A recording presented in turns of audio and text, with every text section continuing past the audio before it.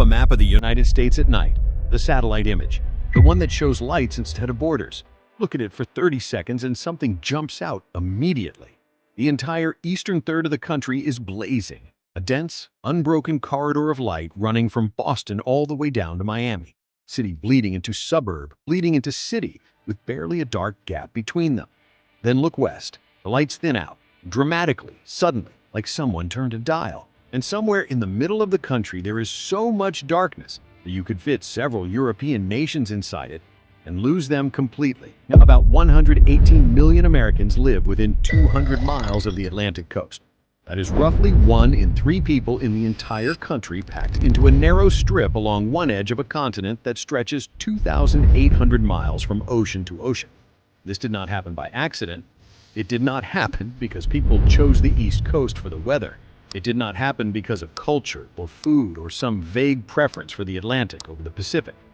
It happened because of geography, specific, particular, measurable geography that made the eastern seaboard the only logical place for a nation to take root, grow, and concentrate its wealth and population in the way America did. And once you understand the mechanism, you will never look at a map of the United States the same way again. Subscribe to know more interesting geography facts like this one. 1. The harbors built everything. Let's start at the beginning, because nothing else in this story makes sense without it. When European colonists arrived on the eastern seaboard in the 1600s, they were not choosing a place to live based on climate or scenery. They were choosing based on one overwhelming practical need: access to the ocean. Specifically, access to the ocean through a protected harbor. A place where ships could anchor safely, unload cargo without being battered by open water swells, and reload for the return journey across the Atlantic. And the northeastern coast of North America had something that made it uniquely suited for this in a way that almost no other coastline in the Western Hemisphere did: the glaciers. Between 25,000 and 10,000 years ago, enormous glaciers advanced across the northeastern portion of the continent and then retreated. As they moved, they carved the landscape. They gouged deep channels into riverbeds. They scraped out basins along the coast. They deposited enormous ridges of rock and sediment that formed natural breakwaters. What they left behind when they melted was a coastline, unlike almost anything else on Earth. Deep, sheltered, glacier-carved harbors that happened to sit directly across the Atlantic from Europe: Boston Harbor, New York Harbor, Delaware Bay, Chesapeake Bay. But these are not naturally occurring features in the way a beach is. They are the product of a specific geological process that happened at a specific time in a specific place and created conditions that made large-scale maritime trade not just possible but almost effortless. New York Harbor is deep enough to handle the largest ships in the world. It is sheltered enough that storms that would destroy vessels anchored in open water leave ships in the harbor largely unaffected. It connects to the Hudson River, which connects to the interior of the continent, which connects to everything.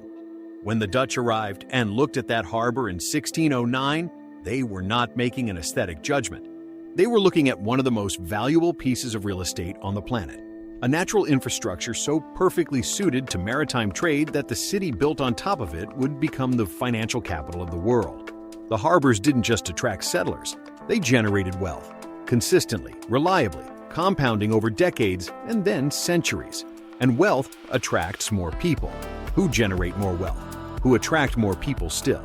The lights you see blazing along the northeastern coast in that satellite image are the direct descendants of glaciers that melted 10,000 years ago. 2. The rivers did what roads couldn't. Here is something most people never think about when they consider why cities exist where they do. Before the railroad, before the highway, before the internal combustion engine, the only way to move large quantities of goods across significant distances was water, not roads. Roads were slow, expensive to maintain, vulnerable to weather, and completely impractical for heavy cargo. A single horse-drawn wagon on a good road in 1750 could move perhaps a ton of goods a few miles a day. A single barge on a calm river could move 50 tons hundreds of miles in the same time. This made rivers not just useful, but essential. They were the internet of the pre-industrial world, the infrastructure on which everything else depended. And the eastern seaboard of North America is threaded with navigable rivers in a way that was almost impossibly convenient for early settlement and trade. The Connecticut, the Hudson, the Delaware, the Susquehanna, the Potomac. the James, the Savannah, running from the interior of the continent down to the coast, connecting the agricultural productivity of the inland regions to the maritime trade hubs on the ocean. Farmers growing wheat and corn and tobacco in the interior could float their goods downriver to the coastal ports. The ports shipped those goods to Europe and the Caribbean. The proceeds bought manufactured goods that came back across the Atlantic and moved upriver to the interior. The entire economic engine of early America ran on this loop, and the cities that grew up at the mouths of these rivers, where freshwater met saltwater, where river trade met ocean trade, became the wealthiest and most populated places on the continent. Not because someone decided they should be, because the geography made it inevitable. 3. The Appalachians created a population pressure cooker. Now here's where the story gets genuinely interesting, because the eastern seaboard didn't just attract people. For the first 200 years of American settlement, it trapped them, running roughly parallel to the Atlantic coast. Beginning in what is now Alabama and stretching all the way to Maine, is one of the oldest mountain ranges on Earth, the Appalachians. They are not the highest mountains in America. The Rockies dwarf them in elevation. But in terms of their influence on American history and population distribution, the Appalachians may be the single most consequential geographic feature on the continent. For early settlers, they were effectively impassable. Not technically impossible to cross, but practically impossible to cross with the wagons, livestock, and supplies required to establish a new settlement on the other side. The few passes that existed were narrow, treacherous, and extremely vulnerable to attack from indigenous nations who rightfully defended their territory against colonial expansion. What this meant in practical terms was that for roughly 150 years, the population of British colonial America was compressed into the relatively narrow strip of land between the Atlantic coast and the Appalachian Mountains. More people arriving every year from Europe, finite land available for settlement, no easy escape valve to the west. The result was exactly what happens to any population under pressure. It intensified, cities grew denser, trade networks grew more sophisticated. Infrastructure was built because dense populations require and can afford infrastructure in ways that dispersed populations cannot. By the time the Appalachians were effectively bypassed, first through the Cumberland Gap and later through the Erie Canal, the eastern seaboard cities had already accumulated a century and a half of compounding advantage. Wealth, institutions, infrastructure, population density, all reinforcing each other in a cycle that proved essentially impossible for newer Western cities to overcome. You cannot build a 200-year head start. You can only inherit one. And the eastern seaboard inherited the most valuable head start in American history from a mountain range. 4. The Erie Canal changed everything and somehow made the East Coast stronger. In 1825, the state of New York completed one of the most audacious engineering projects in the history of the young republic. A canal stretching 363 miles from Albany on the Hudson River to Buffalo on Lake Erie, connecting the port of New York City via the Hudson to the entire Great Lakes system and through the lakes to the agricultural heartland of the Midwest. The effect was immediate and staggering. The cost of shipping a ton of goods from Buffalo to New York City dropped by roughly 95%, virtually overnight. What had cost $100 per ton now cost $5. Goods that had taken 3 weeks to move now moved in 8 days. The Erie Canal did not just benefit New York, it determined New York's position as the dominant city in America for the next century, and arguably to the present day. Every bushel of wheat grown in Ohio, every barrel of pork from Indiana, every ton of copper from Michigan, it all flowed east through the canal to New York Harbor, and from there to the world. And the money flowed back west, creating demand for more agricultural production, which sent more goods east, which made New York richer and larger and more dominant with every passing season. But here is the part most people miss. The Erie Canal was possible because of geography that already existed. The only gap in the Appalachian Mountains at a low enough elevation to make a water-level canal feasible runs directly through upstate New York, specifically through the Mohawk Valley. This is not a small coincidence. It is geology determining history. The specific accident of a mountain range having one low pass at one location aligned with a river system that connected to the best natural harbor on the continent. New York did not become the dominant city of America because New Yorkers were more ambitious or more clever than people in other cities. New York became dominant because the geography pointed everything toward it, and the Erie Canal was simply the infrastructure that made explicit what the landscape had always implied. 5. Washington, D.C. was the most deliberately geographic decision in American history. Here is something that most people learn in school, and most people immediately forget. The location of the United States Capitol was not chosen for prestige. It was not chosen for beauty. It was not chosen because the land was particularly valuable or the city that existed there was particularly important.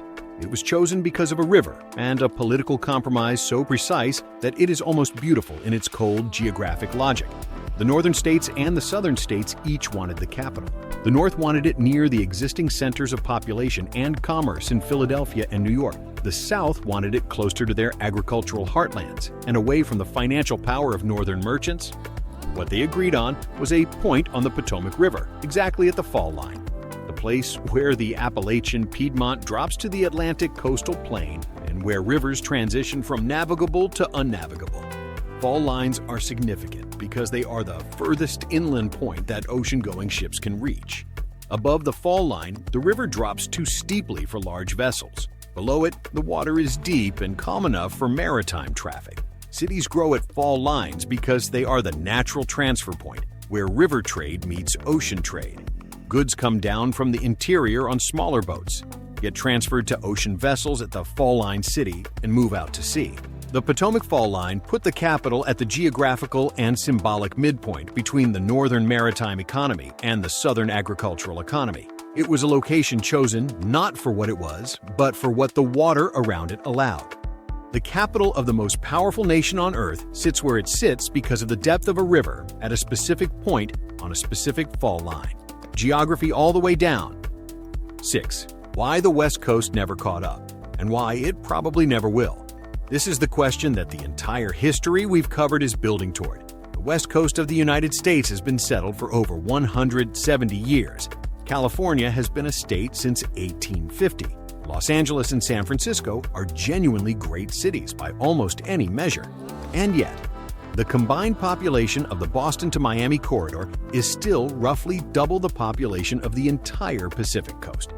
The concentration of financial capital, institutional infrastructure, corporate headquarters, and elite universities on the East Coast remains dominant in a way that no serious analyst expects to change in any foreseeable timeframe. Why? The answer is not culture. It is not attitude. It is not that Westerners are less ambitious or less capable. It is that the West Coast lacks the foundational geographic advantages that allowed the East Coast to compound its lead across 4 centuries. The mountain ranges of the West, the Cascades, and the Sierra Nevada do not have a Mohawk Valley equivalent. There is no natural low-elevation corridor connecting the Pacific ports to the interior of the continent in the way the Hudson-Erie route connected New York to the Midwest. The rivers of the West are dramatic, but most are not navigable in the way eastern rivers were for the colonial and early industrial economy. The harbors of San Francisco and Puget Sound are excellent, but they arrived on the global trade scene a century and a half after the northeastern harbors had already accumulated compounding institutional advantages that proved impossible to close. And critically, the West Coast cities were built in the railroad era and then the highway era. They are cities designed around infrastructure that moves people efficiently. The East Coast cities were built in the maritime era, and they accumulated wealth before that wealth could spread anywhere else. A city built first with the best natural geography compounds its advantages for centuries. A city built later, even with significant advantages, spends generations chasing a head start it can never fully close. So pull that satellite image up again. The blazing corridor along the eastern edge of the continent, Boston to Washington, the dense clusters further south, the slow thinning as you move west until the darkness swallows everything across the great interior. You are not looking at where Americans chose to live. You are looking at where the glaciers carved the harbors, where the rivers ran to the sea, where the mountains created the pressure that concentrated the population, where the one pass through the mountains happened to align with the one river system that connected to the one harbor that was already the best on the continent. Every city in that blazing eastern corridor is lit by the consequences of events that happened before any human being set foot on the continent. The glaciers retreated, the rivers ran, and the mountains stood where they stood, and 330 million people arranged themselves accordingly. If this changed how you see the American map, subscribe for more geography that makes the world make sense.